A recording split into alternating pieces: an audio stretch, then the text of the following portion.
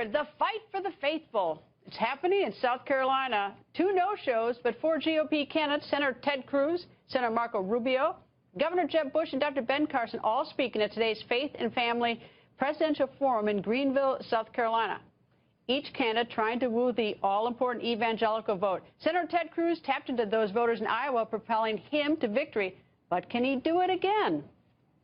I'm a Christian, and my faith is integral to who I am. We begin every morning in the Senate with prayer. Now, you may argue it's not working very well, but we're going to keep doing it. But my view is live and let live. Maybe we should pray every hour is what should happen. Is anybody here worried about the front-running candidate shouting out obscenities in front of children? I believe in Matthew 7:20. It says, by their fruit you will know them. We are one justice away from a radical 5-justice liberal majority, the likes of which this country's never seen.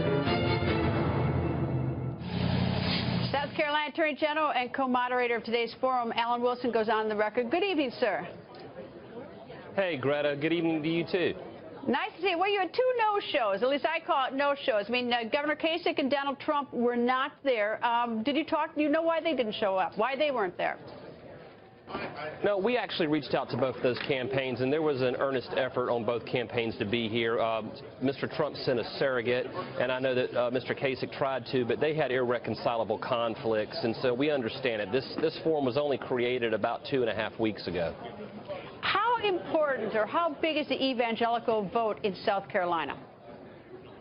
It's huge. I can't tell you enough. Nearly 40% of the electorate in South Carolina is in the upstate, and right here in the heart of Greenville. This is a huge forum, and it was well attended by over 4,000 people by our estimates. So, I mean, it was a huge impact today, and I think it was received very well. Notably, Greta, I polled the audience, and I would say nearly 30% had not made up their mind yet on who they were going to vote for on February 20th. Do you have any indication of who the other 70%, whether they were going for any of the other candidates? Well, when I polled the audience, about a third raised their hand and said they had not decided yet. But there were a number of people who were clearly here for a specific candidate. Some came for their candidate and left, and then others came in for the new candidate. But I would say about half the people here today stayed for all 4 candidates, which tells me that they wanted to see if these people were going to say something different to change their mind or maybe sway them their way. What do you think is the holdup in making a decision for the 30%?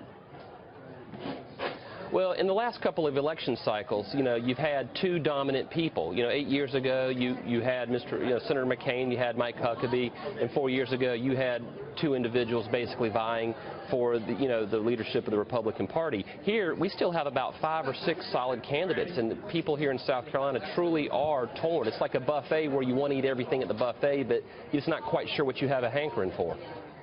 Do you think, I mean, some evangelicals have said that they care about Donald Trump's language. Some said they don't care at all about his language. They look at what he's done in his life.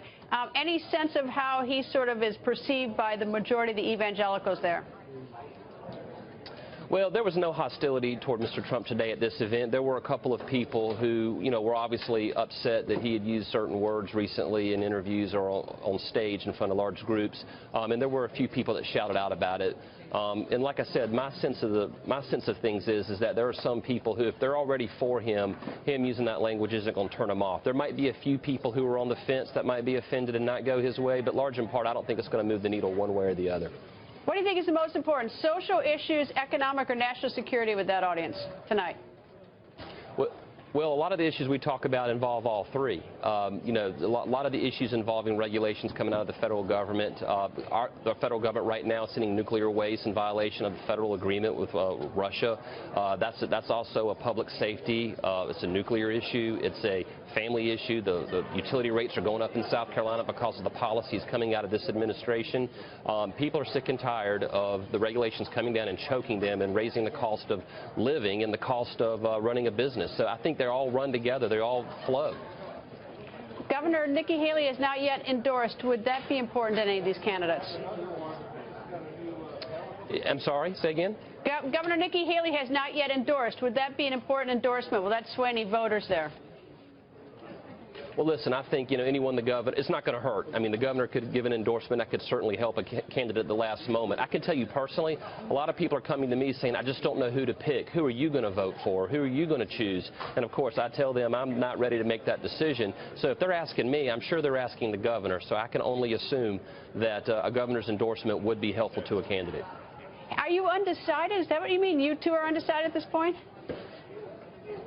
Well, for me, my role in this election process is to have these forums and present a stage for these candidates to present themselves. And I really am going to wait as long as I can before I make a personal decision. Right now, I've gotten to know many of these candidates that are still in the race, and my goal is to help them reach the citizens of this state. And then at some time late next week, I might come to my own conclusion. But for right now, I'm sitting on the sidelines, and I'm going to see how it's going to play out.